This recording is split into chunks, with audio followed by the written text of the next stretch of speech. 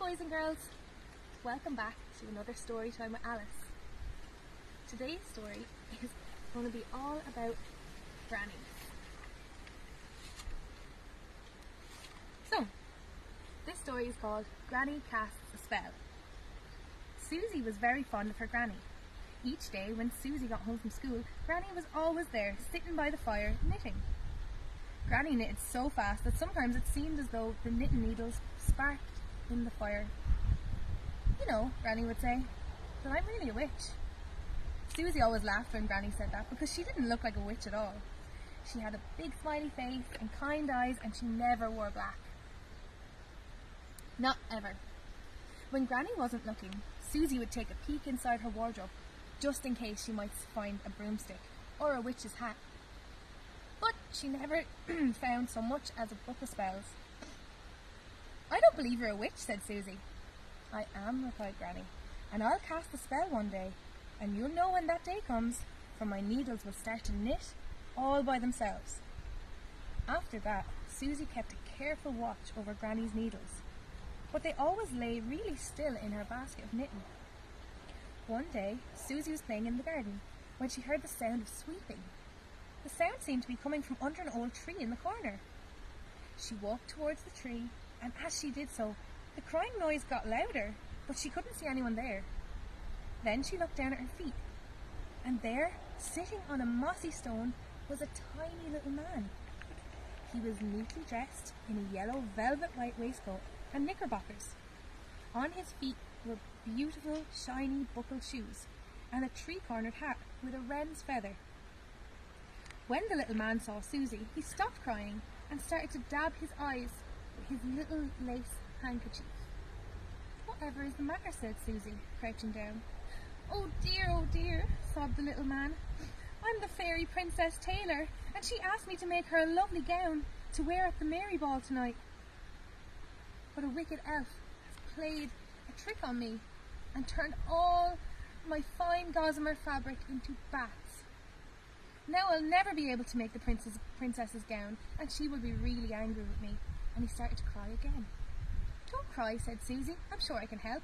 My granny has got a sewing basket full of odds and ends. I'll see if she has anything nice for a party dress. I'm sure she won't mind sparing some. After all, you won't need that much. Wait here, said Susie, while I run indoors and see. She ran up the garden path and in through the back door. Granny, she called, and she ran into the sitting room, expecting to find Granny knitting by the fire. But Granny had her eyes closed and she was whispering to herself. On her lap was her knitting needles, moving all by themselves. For a moment, Susie was too shocked to move. Then she thought, oh, I hope Granny's not casting a bad spell. I better make sure that little tailor is okay. She ran back down the garden path, and there under the tree sat the tailor, surrounded by a great big pile of beautiful gossamer fabric. I've never seen such fine material ever, he exclaimed. But where did it come from? I just closed my eyes and dabbed them with my hanky, and when I popped them open, there they were. I don't know, said Susie, but I think my granny had something to do with it. Well, I'd never be able to thank her enough, said the tailor. For now I shall be able to make the finest gown in the whole of fairyland. The princess will dance the night away in the prettiest dress there ever was. I'm also indebted to you, for you are the one who helped me in the first place. I would really like if you came to the ball too. Thank you so much, said Susie. I should like that very much. She didn't want to hurt the tailor's feelings, but she knew she couldn't go. She was too big to fit into a fairy ball. Well, I must get on with the dress now, said the little man. See you tonight, and he vanished. Susie went indoors. Granny was knitting by the fire, as usual, and Susie wondered if she dreamed the whole thing. Everything seemed so normal.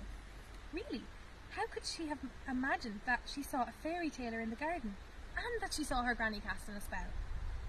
That night, Susie lay in bed and wondered if fairies really were having a ball, and how she really wanted to be there. Once she thought she heard a tapping at the window. Was that the fairy tailor, she thought? Maybe she was imagining it. In the middle of the night, she woke with a start. There was a click, click, click noise at the end of her bed. Granny, was that you? she said. Yes, dear, replied Granny. I couldn't sleep, so I decided to do some knitting. All at once, the needle started twitching, so I knew it was time to cast a spell. What is your wish, Susie? I said Susie. I really want to go to the fairy ball, she blurted out. Then you shall, my dear, said Granny, and in an instant Susie could feel herself shrinking down and down and down.